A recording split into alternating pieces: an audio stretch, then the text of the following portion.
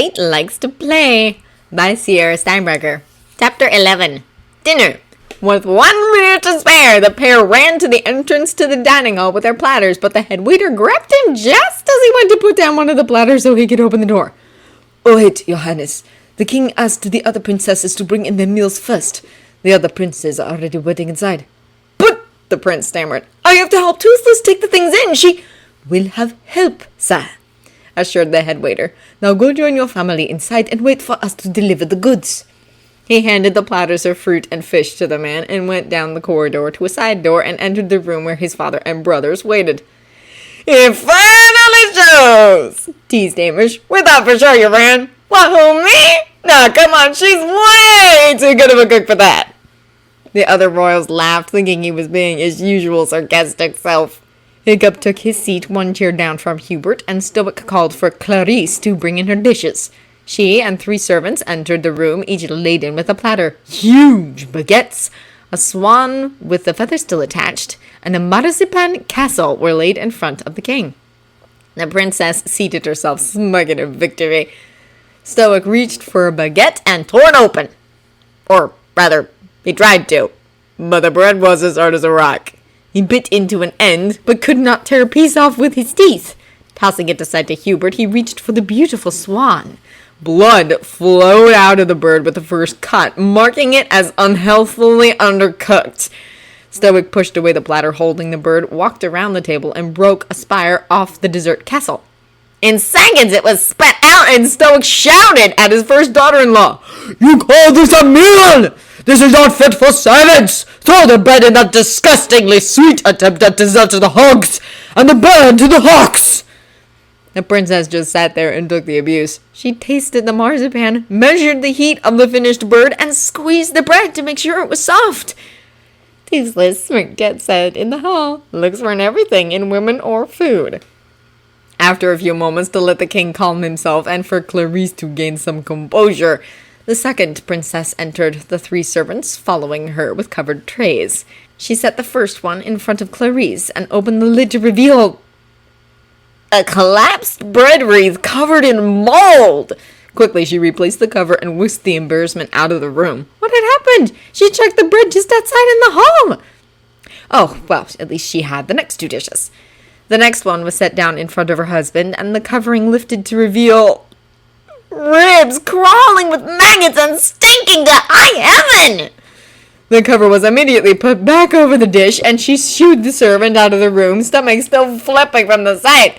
If not for the fact that she'd checked it herself, she would have accused the servants of sabotage. It was a good thing her masterpiece was still fine. She took the platter herself and set it in front of the king.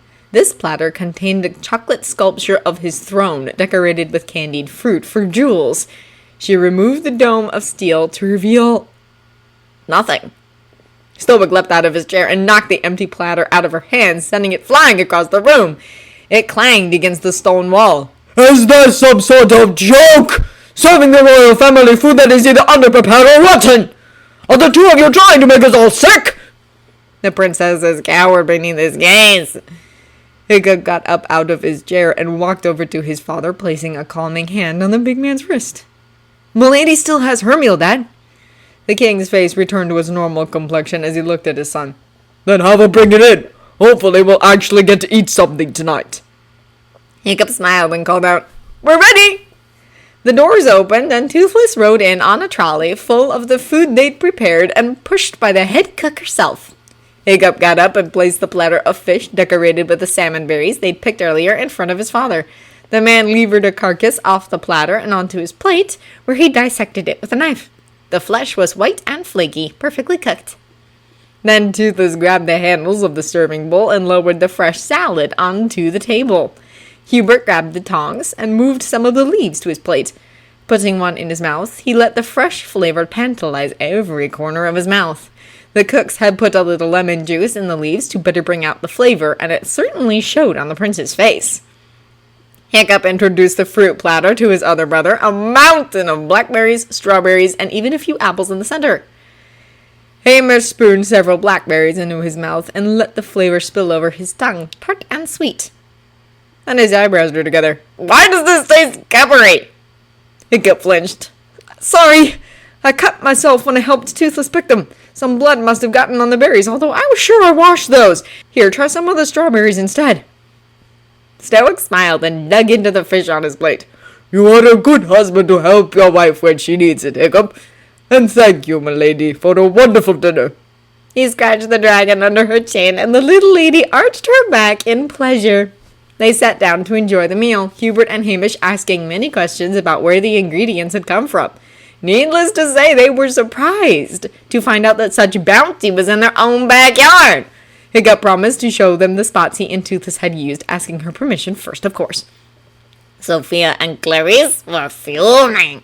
They spent all day getting the kitchen to prepare those dishes to their exact specifications. How could a dragon upstage them with food she found in the woods and probably cooked over a campfire? They were going to find a way to get back at her for this.